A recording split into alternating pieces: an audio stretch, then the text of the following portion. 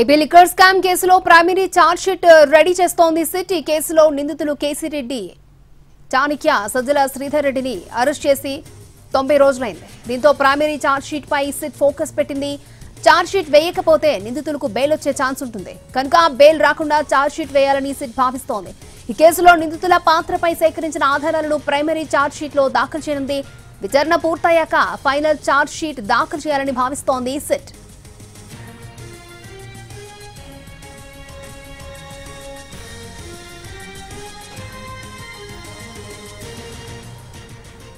Right, AP liquor scam కేసులో primary charge sheet ని ready చేస్తోంది సిట్. రైట్, లేటెస్ట్ అప్డేట్స్ అందించడానికి మా ప్రతినిధి శ్రీకాంత్ మనకి లైవ్ లో అందుబాటులో ఉన్నారు.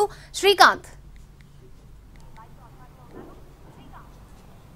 ఏపీ లిక్కర్ స్కామ్ కేసుకు సంబంధించి సిట్ అయితే ప్రైమరీ ఛార్జ్ షీట్ ని అయితే సిద్ధం చేయటానికైతే సిద్ధమవుతా ఉంది. ఎందుకంటే ఈ కేసుకు సంబంధించి ఇప్పటికే 11 మంది నిందితుల్ని కూడా సిట్ అధికారులు అరెస్ట్ చేశారు. అదేవిధంగా 40 మంది మీద కేసు కూడా నమోదు చేశారు. అయితే ఈ కేసుకు సంబంధించి అరెస్ట్ అయిన వాళ్లలో A1 గా ఉన్నటువంటి రాజ్ కేసిరెడ్డి, A6 గా ఉన్నటువంటి సజ్జల శ్రీధర్ రెడ్డి, A8 గా ఉన్నటువంటి చాణిక్య, వీళ్ళందరినీ కూడా అరెస్ట్ చేసి 90 రోజుల సమయం కూడా దగ్గర పడతా ఉంది. ఈ నెల 22తో రాజ్ కేసిరెడ్డిని అరెస్ట్ చేసి 90 రోజులు పూర్తవుతుంది. ఆ తర్వాత 2-3 రోజుల వ్యవధిలోనే అటు శ్రీధర్ రెడ్డిని గాని చాణిక్యను కూడా సిట్ అధికారులు అరెస్ట్ చేశారు. 90 రోజులు లోపు ఛార్జ్ షీట్ కనుక దాఖలు చేయకపోతే నిందితులకి బెయిల్ వచ్చే అవకాశాలు ఉంటాయి. కాబట్టి ఆ ఇబ్బంది నుండి బయటపడాలంటే ఇప్పుడు వరకు చేసిన విచారణకు సంబంధించిన ఆధారాలతో, నివేదికతో పూర్తి స్థాయిలో కాకుండా ఇప్పటి వరకు జరిగిన ఈ ఏదైతే గుర్తించిన అంశాలు ఏదైతే ఉన్నాయో ఆధారాలు, వీటన్నిటిని కలిపి ప్రైమరీ ఛార్జ్ షీట్ ని దాఖలు చేయాలని సిట్ అయితే సిద్ధమైంది. దీనికి సంబంధించి కసరత్తు కూడా 2-3 రోజులుగా కూడా కొనసాగిస్తా ఉంది.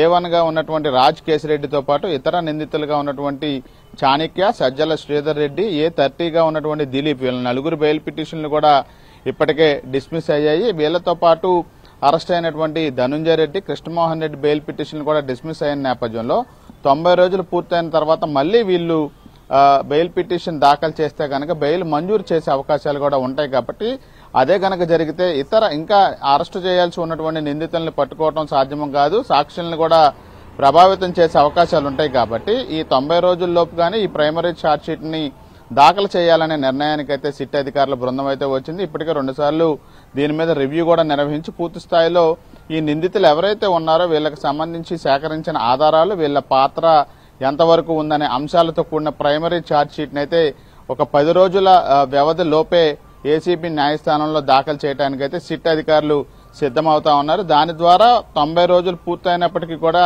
వీళ్ళందరూ మళ్లీ బెయిల్ దాఖలు చేసినా కూడా వచ్చే అవకాశం లేకుండా తీసుకోవాల్సిన జాగ్రత్తల్లో భాగంగానే ఈ ఛార్జ్ షీట్ ని ప్రైమరీ ఛార్జ్ షీట్ ని దాఖలు చేయాలనే నిర్ణయానికి సిట్ అధికారులు వచ్చినట్టుగా మనకు తెలుస్తుంది. ఈ నెల 20వ తారీఖు లోపుగా ఈ ప్రైమరీ ఛార్జ్ షీట్ ని అయితే ఏసీబీ కోర్టులో అయితే సిట్ అధికారులు దాఖలు చేయబోతా ఉన్నారు. అక్షయ, శ్రీకాంత్, మరి నిందితులు ఏ విధంగా ముందుకెళ్లబోతున్నారు బెయిల్ విషయంలో? అంటే ఇప్పటికే ఈ కేసుకు సంబంధించి 11 మంది అరెస్ట్ అయ్యారు. అందరూ కూడా బెయిల్ పిటిషన్లు దాఖలు చేశారు. అటు A1 గా ఉన్నటువంటి రాజ్ కేసిరెడ్డితో పాటు సజ్జల శ్రీధర్ రెడ్డి, చాణిక్య, దిలీప్, వీళ్ళ 4గురితో పాటు ఇటీవల అరెస్ట్ అయినటువంటి చెవిరెడ్డి భాస్కర్ రెడ్డి, వెంకటేష్ నాయుడు, వీళ్ళిద్దరూ, ధనుంజయ రెడ్డి, కృష్ణమోహన్ రెడ్డి, బాలాజీ గోవిందప్ప, వీళ్ళందరూ కూడా బెయిల్ పిటిషన్లు దాఖలు చేశారు. వీళ్లలో రాజ్ కేసిరెడ్డి, శ్రీధర్ రెడ్డి, అదేవిధంగా చాణిక్య, దిలీప్ బెయిల్ పిటిషన్లు ఇప్పటికే ఒకసారి డిస్మిస్ అయ్యాయి. ఇక ధనుంజయ రెడ్డి, కృష్ణమోహన్ రెడ్డి బెయిల్ పిటిషన్లు కూడా ఒక 15 రోజుల క్రితం కూడా న్యాయస్థానం డిస్మిస్ చేస్తూ ఆదేశాలు కూడా జారీ చేసింది. ఇక చెవిరెడ్డి, వెంకటేష్ నాయుడు బెయిల్ పిటిషన్ల మీద ఆర్గ్యుమెంట్లు కొనసాగుతున్నాయి. అవి ఈ నెల 15-16 తేదీల్లో విచారణ అయితే జరగబోతా ఉన్నాయి. అయితే 90 రోజుల్లోపు ఒకసారి డిస్మిస్ అయ్యాయి కాబట్టి మరోసారి 90 రోజుల తర్వాత నిందితులందరూ కూడా మరోసారి బెయిల్ పిటిషన్ దాఖలు చేసే ఆలోచనలో ఉన్నట్టుగా తెలుస్తా ఉంది. ఇక్కడ కాకపోతే ఏపీ హైకోర్టులో వీళ్ళు 90 రోజుల తర్వాత బెయిల్ పిటిషన్ దాఖలు చేసే అవకాశాలు ఉన్నాయి. కానీ అప్పుడు కూడా ఛార్జ్ షీట్ దాఖలు చేయకపోతే కనుక వాళ్ళకి బెయిల్ వచ్చే